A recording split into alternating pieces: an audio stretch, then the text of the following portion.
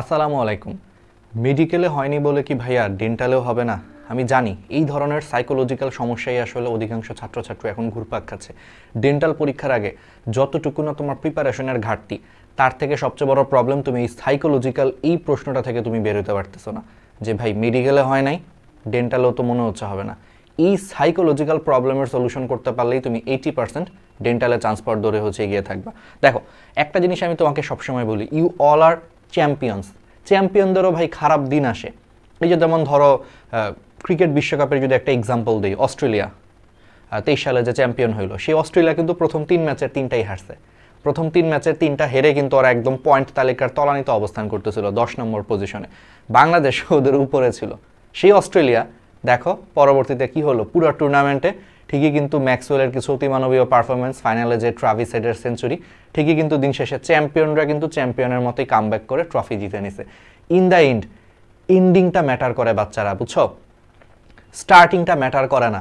Medical ভর্তি পরীক্ষা দিয়েই তোমাদের অলমোস্ট প্রায় সবারই হচ্ছে অ্যাডমিশনের জার্নি শুরু হয়েছে। স্টার্টিং খারাপ হইতে পারে, প্রথমে 1 ম্যাচ 2 ম্যাচ 3 ম্যাচে তুমি খারাপ করতে পারো, বাট তোমরা তো চ্যাম্পিয়ন স্টুডেন্ট। একদিন খারাপ হয়েছে বলে কি ভাই আরেক দিনও কি খারাপ হবে? মেডিকেলের পরীক্ষাটা খারাপ হয়েছে, কোনো কারণে নার্ভাস হয়ে গেছো, হলে পৌঁছাইতে দেরি হয়ে গেছে, টিচার বা হলের যারা গার্ড দিছে তারা হয়তো তোমাকে কিছু একটা প্রশ্ন করছে বা তোমাকে একটু ধমক দিছে দেখে নার্ভাস হয়ে গেছো, বা প্রশ্নটা হঠাৎ করে তোমার মাথা ব্ল্যাঙ্ক ছিল, ঘুম ঘুম ভাব ছিল, মাথা ব্যথা করতেছিল, অনেক সমস্যার কারণে হয়তো বা তোমার হয় নাই। মেনে নাও, এগিয়ে যাও। চ্যাম্পিয়নদেরও খারাপ দিন আসে। অস্ট্রেলিয়া যদি চিন্তা করতো প্রথম 3টা ম্যাচ হেরে গেছি, থাক তাহলে আর টুর্নামেন্ট খেলে লাভ কি, আর পড়াশোনা করে লাভ কি, আমরা আর না করি, তাহলে কি অস্ট্রেলিয়া কোনোদিন কি চ্যাম্পিয়ন হতে পারতো? 23-এর ওয়ার্ল্ড কাপটার কথা চিন্তা করো। সেম জিনিসটা তোমাদের ক্ষেত্রে, ভাইয়া মেডিকেলে হয় নাই তাইলে আর পড়ে লাভ কি, এই চিন্তা করলে তুমি কখনো ডেন্টাল বা পরবর্তী পরীক্ষাগুলো ভালো করতে পারবা না। বরং চ্যাম্পিয়ন মেন্টালিটি, ঠিক আছে একটা খারাপ হয়ে গেছে তো কি করার, আমার সামনে যা আছে সেই ম্যাচগুলো একদম ফাটিয়ে খেলবো। ব্যাপারটা হচ্ছে এইভাবে চিন্তা করো। এই সাইকোলজিক্যাল চিন্তা যদি করো, তুমি অলরেডি 80% চান্স পাওয়ার দৌড়ে হচ্ছে এগিয়ে গেছো। তোমার সামনে ডেন্টাল আছে, তোমার সামনে হচ্ছে আমি এই ভিডিওটা যখন করতেছি জগন্নাথের পরীক্ষা আছে 2 দিন পরে, তারপরে হচ্ছে তোমার সামনে হলো চট্টগ্রাম বিশ্ববিদ্যালয়ের পরীক্ষা আছে, রাজশাহী বিশ্ববিদ্যালয়ের পরীক্ষা আছে, তোমার সামনে কৃষি আছে, তোমার সামনে গুচ্ছ আছে, যারা সেকেন্ড টাইম মেডিকেল দিবা সেকেন্ড টাইম মেডিকেল আছে। টুর্নামেন্ট তো কেবল শুরু হয়েছে, এখনই তুমি কেন হচ্ছে হাল ছেড়ে দিচ্ছ? তুমি না চ্যাম্পিয়ন? তো এইটা মাথায় রাখবা। আর একটা দিন খারাপ গেলে যে পরের দিন খারাপ আসবে এর কিন্তু কোনো কথা নাই। দেখবা তোমার ডেন্টাল পরীক্ষাটা তোমার সবচেয়ে ভালো একটাই হচ্ছে। তাহলে কি বুঝতে পারছো, ডেন্টাল পরীক্ষায় চান্স পাওয়ার ক্ষেত্রে প্রথমে এই সাইকোলজিক্যাল সমস্যা কাটিয়ে উঠতে হবে। আর কেউ থাকুক না থাকুক, এই রাহাত ভাই, এই আরটিডিএস, এই ডিএমসি স্টেশন তোমাদের সাথে আছি আমরা সবসময়, অলওয়েজ তোদের সাথে আছি। বড় ভাই মনে করে মেসেজ দিস, পেজে মেসেজ দিস, আমাদেরকে মেসেজ দিস, আমি রিপ্লাই না দিই জাদির দিবে, জাদির না দিলে তুরাব দিবে, না হলে রিজবি দিবে, মাইনুল দিবে, সাদি, অন্তর, কেউ না কেউ তো দিবে। আমরা আছি তোদের সাথে, ঠিক আছে? তাহলে এটা হচ্ছে প্রথম প্রবলেম, সলভ করতে হবে। তাহলে হয়ে গেছে, আশা করি এই কথাগুলো তোমাদের জন্য টনিকের মতো কাজ করছে। এইবার চলে আসো হচ্ছে তোমার টাইম ম্যানেজমেন্ট। আবারও সে একই কথাই, যে অনেকেই দেখবা মেডিকেল অ্যাডমিশন পরীক্ষার হলে হয়তো বা টাইম ম্যানেজমেন্টের গড়বড় করার কারণে হচ্ছে চান্স মিস হয়ে গেছে। তাহলে ডেন্টালে তোমাকে একদম পারফেক্ট একটা টাইম ম্যানেজমেন্ট করতে হবে। আগেই বলে রাখি, ডেন্টালের কিন্তু কাটমার্ক এটা সবসময় কিন্তু মেডিকেলের থেকে বেশি থাকে। তো এই বছর মেডিকেলে কাটমার্ক ছিল হচ্ছে 73.75, বা ধরো 74 ধরি, 74 ধরলে ডেন্টালের কাটমার্ক থাকবে হচ্ছে তোমার মিনিমাম হচ্ছে তোমার 80-র উপরে, মিনিমাম 80-র উপরে। এটা আরও বেশি হইতে পারে, মানে আরও বেশি হওয়ার চান্সই বেশি যদি ওইরকম টাইপের ইজি প্রশ্ন করে, তবে এটা প্রত্যেকবারই 80-র উপরে থাকে ডেন্টালের কাটমার্ক। তাহলে তুমি টার্গেট রাখো হচ্ছে 84+, কারণ টার্গেট রেখে আসলে পড়তে হবে, কারণ ডেন্টালে সিট কম, ঠিক আছে? প্রায় 600টার মতো হচ্ছে তোমার সিট আছে। তো যেখানে সিটই কম সেখানে তো নিশ্চয়ই তোমার কাটমার্ক অনেক বেশি হবে। সো তুমি কাটমার্কটি ইচ্ছা করেই বেশি করে ধরে রাখো, ইচ্ছা করেই বেশি করে ধরো, যে 83-84 ধরে রাখো। যদি 84+ টার্গেটে যদি পড়ালেখা করো, 84 না পাও, হয়তো 81-82 পেয়ে চান্স হয়ে গেছে। আমার কথাটা কি বুঝছো? মেন্টালিটিটা এরকম থাকতে হবে। এবার আসে 84+ পেতে গেলে তোমাকে আসলে টাইম ম্যানেজমেন্টটা খুবই পারফেক্টলি করতে হবে। দেখো, প্রিপারেশন নিয়ে আমি কথা লাস্টে বলবো, ডেন্টালের প্রিপারেশন নিয়ে আসলে আলাদা করে কথা, মেডিকেলের মতোই হুবহু, তারপর আমি লাস্টে বলবো। প্রিপারেশনের থেকে বেশি ম্যাটার করছে সাইকোলজিক্যাল, যেটা আমি শুরুতেই আলোচনা করছি। আর দ্বিতীয় যে সবচেয়ে বড় জিনিসটা ম্যাটার করবে সেটা হচ্ছে টাইম ম্যানেজমেন্ট। তুমি মেডিকেলের জন্য প্রিপারেশন নিছো না, ওই একই প্রিপারেশনে তোমার ডেন্টাল হয়ে যাবে। এই জন্য প্রিপারেশনটা আমি লাস্টে আলোচনা করব। আচ্ছা, তো 3টা স্টেপে হচ্ছে প্রশ্ন দাগাবা। দেখো, 100টা প্রশ্ন, 1 ঘন্টা সময়। তাহলে কি করবা? শুরুতেই কি মানে একদম 1 থেকে 100 পর্যন্ত সিরিয়ালি দাগাবা? না, তুমি শুরুতে 1 থেকে 100 পর্যন্ত হচ্ছে প্রশ্নটা পড়বা এবং পড়েই তোমার মাথায় যেটার উত্তর চলে আসছে, ধরো একটা প্রশ্ন আসছে বাংলাদেশের রাজধানীর নাম কি, প্রশ্নটা পড়েই তোমার মাথায় উত্তর চলে আসছে, বা প্রশ্ন পড়ার পর অপশন দেখেই তুমি অ্যান্সার মুখের মধ্যে চলে আসছে, আর এটা তো অ্যান্সার সহজ, ঢাকা। এইরকম টাইপের প্রশ্নগুলো তুমি ফার্স্ট স্টেপে দাগাবা। তাহলে এরকম 1 থেকে 100টা পর্যন্ত প্রশ্নটা পড়ে, ধরো কথার কথা তোমার 60টা মনে করো তুমি প্রশ্ন পেরে গেলা, যেটা তোমার মানে চিন্তা করা লাগতেছে না, দেখেই তোমার মাথায় অ্যান্সার চলে আসছে বা অপশন দেখেই তুমি পারো এরকম।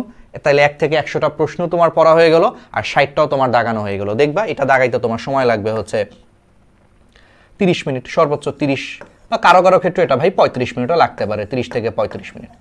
রাহাত ভাই বলছে 30 থেকে 35 মিনিট লাগবে, ভাই আমার 37 মিনিট লাগছে, তাহলে কি আমি ব্যর্থ? না, ব্যাপারগুলো এইভাবে না, এটা অ্যাপ্রক্সিমেট একটা হিসাব, ঠিক আছে? ওকে, এরপরে চলে আসো, তোমার 1 থেকে 100টা প্রশ্ন পড়া শেষ, এর মধ্যে 60টা প্রশ্ন তোমার দাগানো শেষ, ইজি হয়ে গেল। এবার আসো, প্রথমবারে তুমি কোনগুলা দাগাবা না? যেগুলা তুমি দেখে বুঝছো যে এটা আমি পারবো, তবে সময় নষ্ট হবে, যেমন কিছু ম্যাথ, যেমন কিছু কনসেপচুয়াল প্রশ্ন, সেগুলো তুমি সেকেন্ড অ্যাটেম্পটে দাগাবা। কারণ এখন তোমার মোটামুটি 1 থেকে 100 পর্যন্ত পড়া হয়ে গেছে, পারা যা প্রথম দেখায় যা পারার কথা সেগুলো তুমি দাগাও ফেলছো।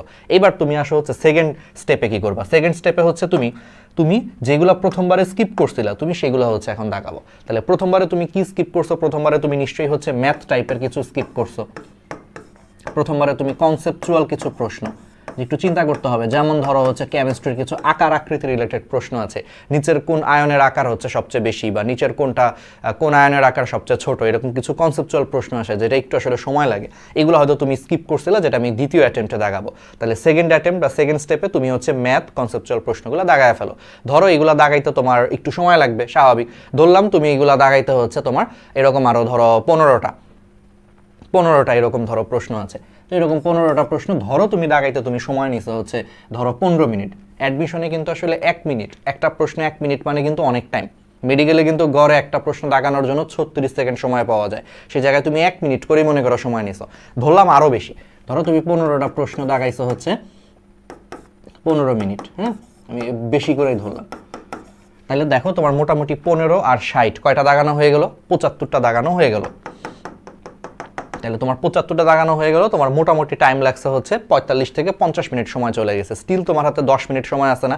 এই 10 মিনিটে তুমি এখন থার্ড অ্যাটেম্পট, এই যে বাকি যে মনে করো 25টা প্রশ্ন তুমি দাগাও না, এখন সেই 25টা প্রশ্ন বারবার দেখবা কি শেষ দিকে হয় কি, এই 25টা প্রশ্ন দেখলে না আমাদের সাবকনশিয়াস মাইন্ডে অ্যান্সার চলে আসে, আর এটার অ্যান্সার এইটাই, কোনো একটা জায়গায় পড়ছিলাম, শেষের দিকে দেখবা মনে পড়ে যায়, আরে হ্যাঁ এটার অ্যান্সার তো এইটা, এটার অ্যান্সার তো এটা। একটা সাবকনশিয়াস মাইন্ড বলে একটা কথা আছে, এই সাবকনশিয়াস মাইন্ডে দেখা যায় যে যেগুলো উত্তর হয় ম্যাক্সিমাম ক্ষেত্রেই সেগুলো আসলে পরীক্ষায় সঠিক হয়। একটু অ্যাডমিশন একটু রিস্ক নিতে হবে। দেখো আমি ঢাকা মেডিকেলে চান্স পেয়েছি, তুমি কি মনে করো আমি সবগুলো প্রশ্ন একদম 100% যেগুলো পারছি শুধু সেগুলো দাগাইছি? না, আমি নিজেও কিন্তু 10-12টা আমার সাবকনশিয়াস মাইন্ডে মনে হচ্ছে এটা অ্যান্সার, মনে হচ্ছে হ্যাঁ অপশন দেখে এটাই অ্যান্সার, পড়ছিলাম কোনো একটা জায়গায় কোনো এক আমলে পড়ছিলাম, দাগায় দিয়ে আসছি। এই সেম ট্রিক্সটা কিন্তু আমি শুধু ঢাকা মেডিকেলের পরীক্ষাতে না, মানে আমি কিন্তু এটা পরবর্তীতে আমার বিসিএস, আমি লাইফে 3টা বিসিএস প্রিলি ক্র্যাক করছি, যেটা বাংলাদেশের সবচেয়ে কম্পিটিটিভ পরীক্ষা। ওই 3টা বিসিএস প্রিলি পরীক্ষা তো আমি ঠিক সেম প্যাটার্নে দাগাইছি, সাবকনশিয়াস মাইন্ডকে হচ্ছে ফলো করছি। কারণ যারা তো প্রচুর পড়ালেখা করছো, তোমরা সারা বছর পড়ছো, দেখবে একটা সাবকনশিয়াস মাইন্ডে তোমাকে বলতেছে এটার অ্যান্সার এটাই হবে। তুমি হ্যাঁ 100% হয়তো শিওর না, বাট 80 থেকে 90% শিওর। ভাই দাগায় ফেলো, বিশ্বাস করে অ্যাডমিশন এটা দাগায় ফেলো, না দাগাইলে তুমি পরে আফসোস করবা, চান্স মিস হয়ে যাবে। আর যেহেতু এখানে কাটমার্ক বেশি, একটু তো রিস্ক নিতেই হবে, রিস্ক ছাড়া খেললে তুমি এখানে চান্স পাবা না, বুঝছো? তাহলে সেই ক্ষেত্রে থার্ড অ্যাটেম্পটের জন্য ধরো তোমার 10 মিনিট সময় বাকি আছে, সেই 10 মিনিটে তুমি ডাবল অ্যান্সারের মধ্যে কনফিউজড। ডাবল অ্যান্সার বলতে বোঝাচ্ছে তুমি হয় এ অ্যান্সার হবে, নয়তো বি অ্যান্সার হবে, সি অ্যান্সার হবে, নয়তো ডি অ্যান্সার হবে। ডাবল অ্যান্সারের মধ্যে কনফিউজড এরকম প্রশ্ন, প্লাস হচ্ছে তোমার সাবকনশিয়াস মাইন্ড বলতেছে আরে এটাই অ্যান্সার হবে, দাগায় দাও। ধরো এরকম করে তুমি আরো 15-16টা দাগায় ফেলছো, ধরো 17-18টা তুমি দাগায় ফেলছো, এরকম থাকবেই ভাই, এরকম থাকবেই। তাইলেই সব কিছু মিলে, কারণ প্রশ্ন এখন সহজ হয়, ঠিক আছে? তাইলেই সব কিছু মিলে দেখো তোমার মোটামুটি 94-95টা 93-94টা তোমার মোটামুটি দাগানো শেষ 10 মিনিটে, ঠিক আছে? শেষ, এই তো। তাহলে সুন্দর করে তোমার কি হলো, টাইম ম্যানেজমেন্ট হইলো। এতে করে দেখবা যে তোমার পরীক্ষাটা ইনশাল্লাহ মেডিকেলে যা পরীক্ষা হয়েছে তার থেকে অনেক বেটার, টাইম ম্যানেজমেন্টের কারণে পরীক্ষাটা অনেক সুন্দর হচ্ছে, ঠিক আছে? এবার আসো 3 নম্বর জিনিসটা, যে ভাই প্রস্তুতি কি নিব।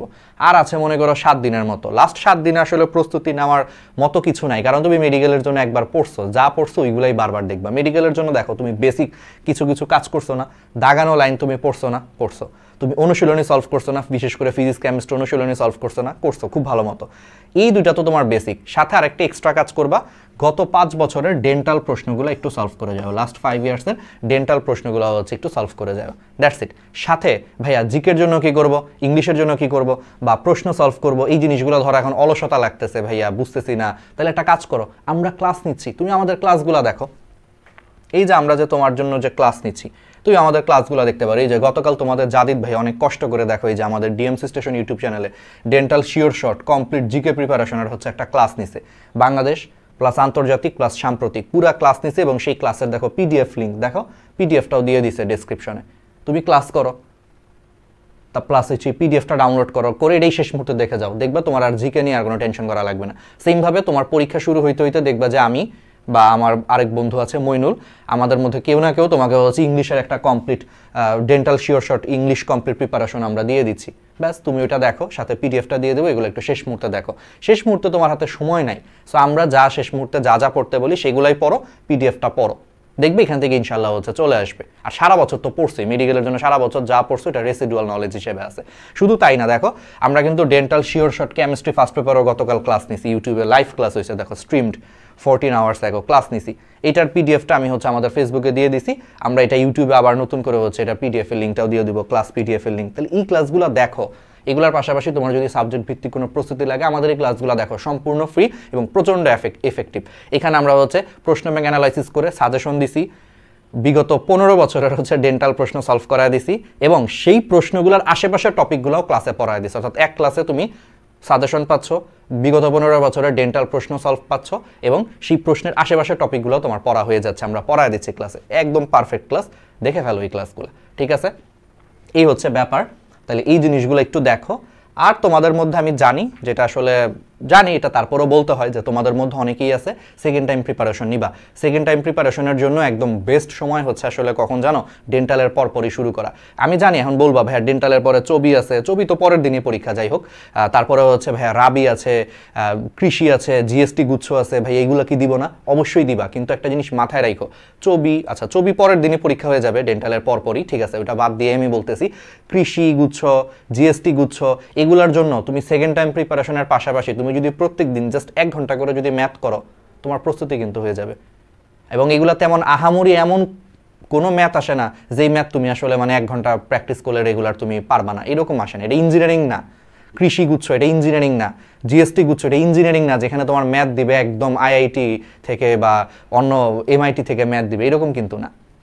তুমি সেকেন্ড টাইম প্রিপারেশনের পাশাপাশি ডেইলি 1 ঘন্টা করে ভাই ম্যাথ করো, তোমার একদম বেস্ট প্রিপারেশন হবে। কিন্তু তুমি যদি এটা ভাবো যে একদম ভাই কৃষি বা হচ্ছে কি বলে গুচ্ছে মানে জিএসটি গুচ্ছের পরে করবা, এই বছর কিন্তু মেডিকেল পরীক্ষা আগায় আসবে, ডিসেম্বরের মধ্যে কিন্তু এই বছরের মেডিকেল পরীক্ষা হওয়ার চান্স খুব বেশি। তো সেই ক্ষেত্রে তুমি যদি জিএসটি গুচ্ছ থেকে পর যদি প্রিপারেশন নাও, দেখবা তোমার হাতে সময় কমে যাবে, তখন আরেক হতাশায় পড়বা যে তোমার অনেক বন্ধু দেখবা সেকেন্ড টাইম প্রিপারেশন নেওয়া শুরু করে দিছে, তখন বারবার ওই যে সাইকোলজিক্যাল ওই সমস্যাটা আবার পড়ে যাবা যে আমার ফ্রেন্ডরা আগে থেকে সেকেন্ড টাইম প্রিপারেশন নেওয়া শুরু করছে।